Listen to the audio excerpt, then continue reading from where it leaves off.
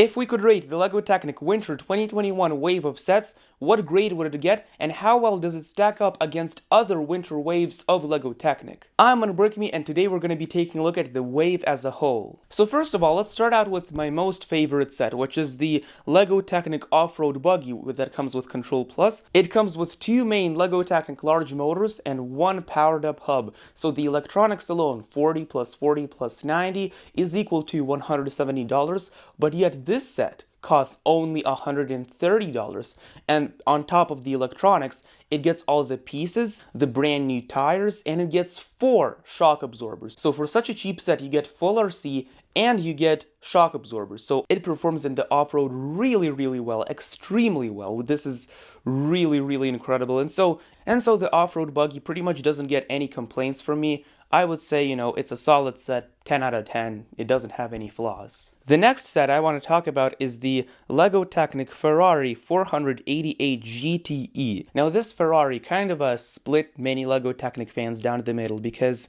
many, like myself, are saying this is a beautiful looking car, this is an amazing car, it just packs so much detail into this Technic set.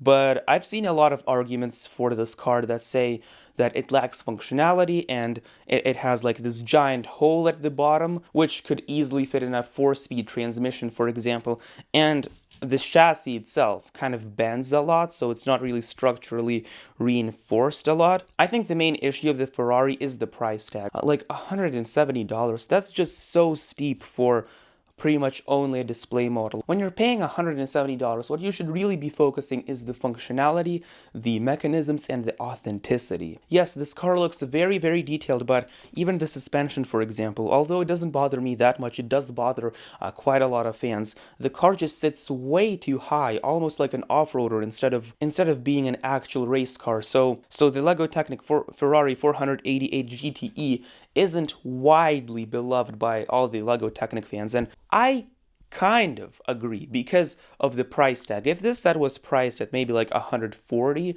or even $150, we wouldn't be so harsh, but because it is priced at $170, then we kind of expect gearboxes and mechanisms and all that good stuff. For a similar price tag, for example, back in 2017, you could get the LEGO Technic Air Race Jet, which was a vertical takeoff and landing airplane. It had a multi-directional gearbox, it had amazing mechanisms, and it had power functions that was built into the airplane. You didn't have to upgrade it yourself. It was just super awesome. So if you were given a choice to buy either the Ferrari or the Air Race plane, you would probably go with the Air Race plane. I just want to say that if you're enjoying this video so far, then please hit that subscribe button over there. I'm gonna say that I have information on the new LEGO Technic Summer 2021 sets, and I'm gonna be doing a predictions video right after this one, so make sure to stay tuned. But no pressure. Next up, we have the LEGO Technic McLaren Senna GTR. Honestly, these small car sets are all fine. In a vacuum, all of this is fine, and I do like the way the car looks. I do appreciate the fake piston engine, for example, but on the bottom it doesn't have a differential, which a lot of fans complain about, including myself. The thing is, you have to keep in mind one thing. These are cheap $50 sets, and for cheap $50 sets, these the McLaren Senna GTR, along with the Jeep Wrangler, are really awesome sets. However, when you look at the wave as a whole, I feel like past years, for example, in the LEGO Technic 2015 Winter Wave, we've got the $80 set Arctic truck. Now that Arctic truck was honestly much better than any of these cars. It had so much more functionality, and you could upgrade it with power functions. You could buy the power functions accessory box, put it in the power functions motor, the switch, the battery box itself. You could motorize that set. It was just super awesome, super fun to play with. But with these cars, you really can't do much besides, just playing with them, normally. One major complaint about this whole wave I have is that none of these sets, not a single one of them, not even just one, comes with a driving ring or a gearbox of some kind. A few years back, even as early as 2017, in the Winter Wave, we always got sets with gearboxes, sets that were either upgradable or sets that came with power functions itself. That was just super awesome. But with this wave, with the exception of the Offroad Buggy, of course, none of them are motorized or designed to be easily motorized, and none of them come with a manual gearbox. And I'm not saying a speed transmission gearbox necessarily to get 2 speeds in the car, I'm just saying a gearbox that switches between the functions. For example, in the Arctic truck, you had an axle that could spin, and essentially when you spin that axle, the power would pass through a gearbox, and the driving ring would either select this function or this function. So essentially from one axle, you could independently control either this function or that function. We need to see that kind of gearbox, that kind of really basic gearbox be brought over to more LEGO Technic sets. I think the set that really stands out from especially the $10 sets of LEGO Technic is this air race plane. Honestly, I don't have any complaints about this set. It is very playable for only $10. You know, you roll it forward, the propeller spins. It's just such an awesome little airplane.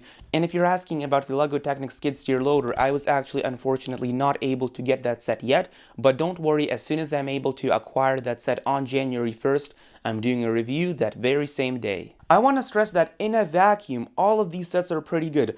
I love the Ferrari even though it's not functional. It looks super cool and super awesome. I absolutely love it. I love the Jeep Wrangler. It's based on the legendary real-life off-roader. I really like all of these sets, and the Monster Jam sets especially. We're finally getting a Monster Jam Gravedigger set with pullback, and we're also getting the Monster Jam Max D. Both of these sets, both of these cars are really legendary from the Monster Jam Monster Truck Show. It's super cool, but in a vacuum, if you look at these sets individually, in a vacuum, all of them are fine. They're really good. But if you look at this as one cohesive wave, it's really not one of the best waves in my opinion from LEGO Technic. In 2017, we got super awesome sets in the Winter Wave. In 2016, we got the heavy lift helicopter with a gearbox as well as the power function system. And in 2015, we got some amazing winter sets too. So I want to see some of those sets, like maybe with the basic powered up battery box as well as the medium motor from Powered Up. It doesn't even have to have a rotation sensor. I just want to see it spin indefinitely and control some functions with the gearbox. In my opinion, that would just be super epic.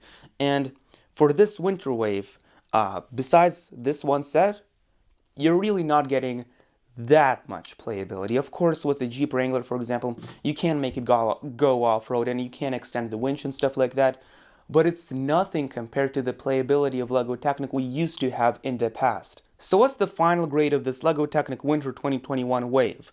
Well, in my opinion, I would give it a B or an 8 out of 10, simply because I do like all of these sets. In a vacuum, they're all very awesome, but if you look at the wave as a whole, like I said, you know, they're not super good compared to the other LEGO Technic waves. I definitely think that in the past we used to have much better winter waves of LEGO Technic, and maybe even some fans would call it a C wave or a 7 out of 10. But, you know, that's just my opinion on it. And if you're actually curious about the real-life off-road performance of the Offroad Buggy, then I highly suggest watching my review of this set up over here.